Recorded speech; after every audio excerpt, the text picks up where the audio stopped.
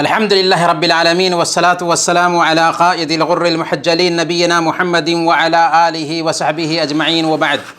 پیارے بھائیوں اور دینی بہنوں، السلام علیکم ورحمۃ اللہ وبرکاتہ۔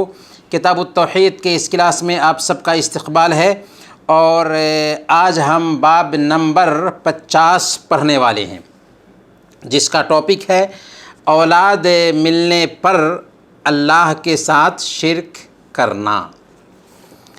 اللہ تعالیٰ سورہ الاعراف آیت نمبر 189 اور 90 میں فرماتا ہے، هو الذی خلقکم من نفس واحدہ، وہی وہ ذات ہے جس نے تمہیں ایک جان سے پیدا کیا، وجعل منہا زوجہا، اور اس کا جوڑا بنایا، لیسکن الیہا، تاکہ اس کے ساتھ وہ جوڑا سکون حاصل کرے، انس حاصل کرے۔ فلما تغشاها حملت حملا خفیفا، تو جب شوہر نے بیوی سے قربت کی تو اس کو حمل ٹھہر گیا، فمرت به، تو اسے لیے ہوئے پھرتی رہی، فلما اثقلت، جب بوجھ محسوس کی، دعوا اللہ ربہما، تو ان دونوں نے اپنے رب سے دعا کیا، لئن آتیتنا صالحا لنکونن من الشاکرین، کہ اے اللہ اگر تو ہمیں نیک اولاد دے تو ہم شکر گزار بندوں میں بن جائیں گے، شکر ادا کرنے والوں میں شامل ہو جائیں گے۔ گویا کہ اس نے اللہ رب العالمین سے ایک طرح سے نظر مانی کہ اللہ تو نے میرے لیے ایسا کیا تو میں ایسا کروں گا، اور اس انداز میں نظر ماننا بھی صحیح نہیں ہے۔ اسی لیے اللہ کے نبی صلی اللہ علیہ وسلم نے ارشاد فرمایا، ان النذر لا یاتی بخیر، کہ نظر ماننے سے کچھ ہوتا جاتا نہیں ہے، وانما یستخرج به من البخیل، لیکن ایسا ماننے کی وجہ سے بخیل جو ہوتا ہے اس سے مال نکال لیا جاتا ہے۔ برکیف اس نے اللہ سے دعا کیا کہ اللہ اگر تو نے مجھے نیک اولاد دی تو ہم شکر گزار بندوں میں شامل ہو جائیں گے، لیکن کیا کیا؟ فلما آتاہما صالحا جعلا له شرکاء فیما آتاہما فتعالی اللہ عما یشرکون۔ جب اللہ تعالیٰ نے اسے تندرست اور صحیح سالم بچہ دیا تو اس نے اس عنایت میں دوسروں کو شریک ٹھہرا دیا۔ اللہ تعالیٰ ان شرکیہ باتوں سے بالکل بری ہے جو وہ کیا کرتے ہیں۔ امام ابن حزم رحمۃ اللہ علیہ، جو اندلس کے بہت بڑے عالم تھے، وہ کہتے ہیں کہ مسلمانوں کا اس بات پر اتفاق ہے کہ جس نام میں غیر اللہ کی عبدیت کا اظہار ہو وہ نام حرام ہے۔ جیسے کوئی آدمی عبد الکعبہ نام رکھے،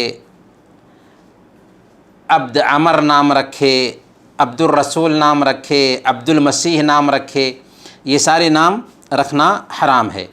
البتہ عبد المطلب اس سے مستثنیٰ ہے، یعنی عبد المطلب نام رکھ سکتے ہیں، کیونکہ اس کا معنی غلام کا ہے، اور یہ لفظ اس معنی میں مشتمل نہیں جو اللہ کے عبد سے مراد ہوتا ہے۔ کیا یہ بات صحیح ہے؟ صحیح نہیں، یعنی عبد المطلب کو مستثنیٰ نہیں کر سکتے۔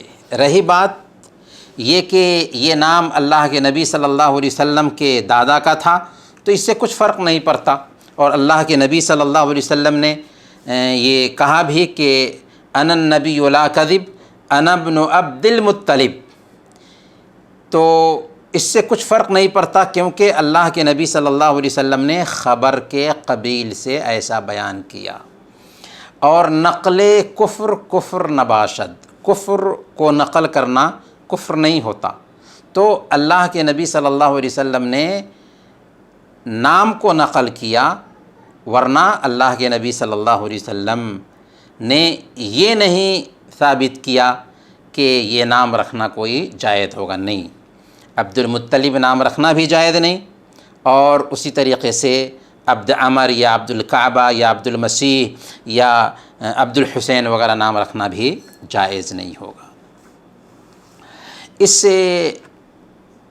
آیت کے ضمن میں ابن ابی حاتم رحمۃ اللہ علیہ نے حضرت ابن عباس رضی اللہ تعالی عنہ سے یہ روایت نقل کیا ہے کہ جب حضرت آدم اور حضرت حوا علیہم السلام آپس میں ملے تو حضرت حوا امید سے ہو گئیں۔ ابلیس جس کو دھتکار دیا تھا اللہ تعالیٰ نے، ان کے پاس آیا اور کہنے لگا کہ میں وہی ہوں جس نے تم کو جنت سے نکالا، تم میری بات مان لو ورنہ میں اس بچے کے سر پر 12 سنگھا کے 2 سینگ بنا دوں گا، جس کی وجہ سے یہ بچہ تمہارا پیٹ چیر کر نکلے گا۔ ایسا کرو کہ اس کا نام عبد الحارث رکھ دو، نہیں رکھو گے تو ایسا ایسا میں کروں گا۔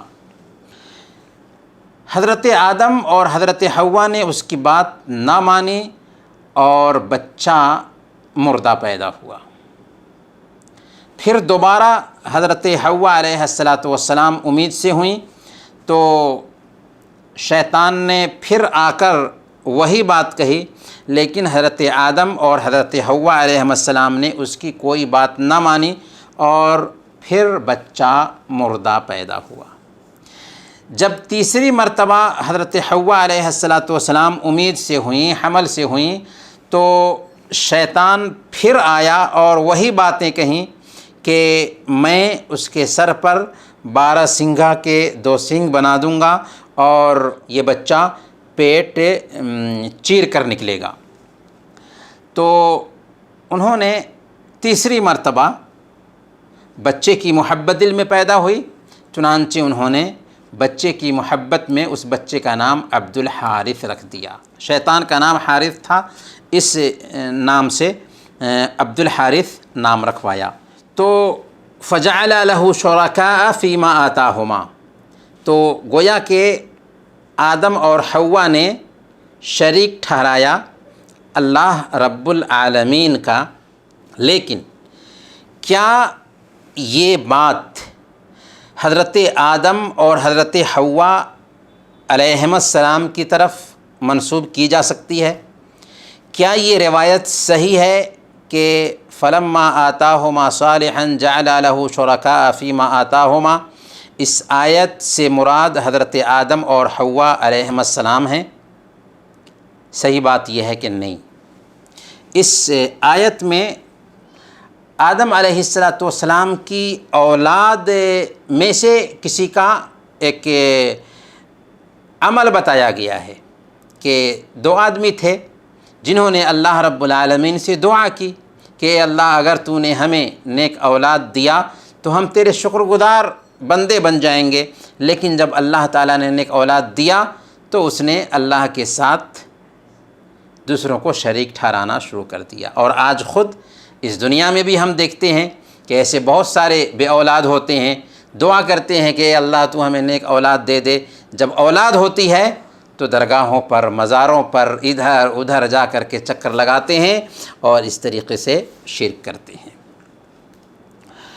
لیکن یہ واقعہ جو حضرت آدم اور حوا علیہم السلام کی طرف منسوب ہے یہ صحیح نہیں ہے۔ شیخ محمد بن صالح العثیمین رحمۃ اللہ علیہ اپنی کتاب القول المفید فی شرح کتاب التوحید میں اس واقعے کو ذکر کرنے کے بعد کہتے ہیں کہ یہ واقعہ سرے سے غلط ہے، صحیح نہیں ہے، یہ قصہ باطل ہے۔ کیوں باطل ہے؟ پہلے نمبر پر اس لیے کہ اللہ کے نبی صلی اللہ علیہ وسلم سے اس سلسلے میں کوئی بھی صحیح روایت ثابت نہیں ہے، اور اس طرح کی بات وحی کے بغیر نہیں کہی جا سکتی ہے۔ دوسری بات یہ ہے کہ انبیاء شرک سے بری ہیں۔ ایسا تصور کیسے کیا جا سکتا ہے کہ حضرت آدم علیہ السلام ابلیس کی بات مان کر کے ابلیس کے نام حارث پر عبد الحارث اپنے بیٹے کا نام رکھ دیں؟ کیونکہ یہ تو شرک ہے اور انبیاء شرک سے بری ہیں۔ تیسری بات یہ کہ شفاعت کی حدیث میں حضرت آدم علیہ الصلاۃ والسلام ایک غلطی کا ذکر کریں گے، اور وہ غلطی کیا ہے کہ میں نے جنت کا پھل کھا لیا تھا جس سے منع کیا گیا تھا۔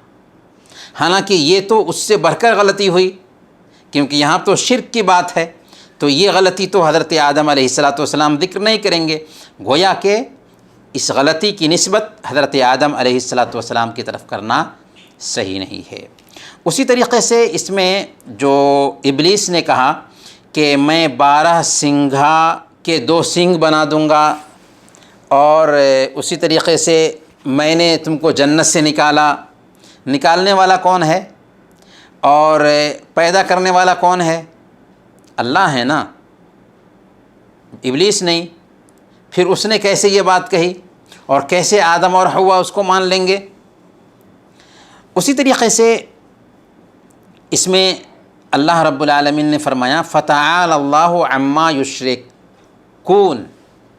اگر آدم اور حوا اس آیت سے مراد ہوتے تو فَتَعَالَ اللَّهُ عَمَّا يُشْرِكَانِ ہوتا کہ اللہ تعالیٰ ان شرکیہ باتوں سے بری ہے جو اللہ کو وہ دونوں ٹھہرا رہے تھے، اللہ کے لیے وہ دونوں شرک کر رہے تھے، تو فَتَعَالَ اللَّهُ عَمَّا يُشْرِكَانِ ہوتا، لیکن اللہ تعالیٰ نے یہاں پر کیا فرمایا؟ فَتَعَالَ اللَّهُ عَمَّا يُشْرِكُونَ، کہ اللہ تعالیٰ ان شرکیہ باتوں سے بری ہے جو وہ ٹھہراتے ہیں، اللہ تعالیٰ بلند تر ہے ان باتوں سے۔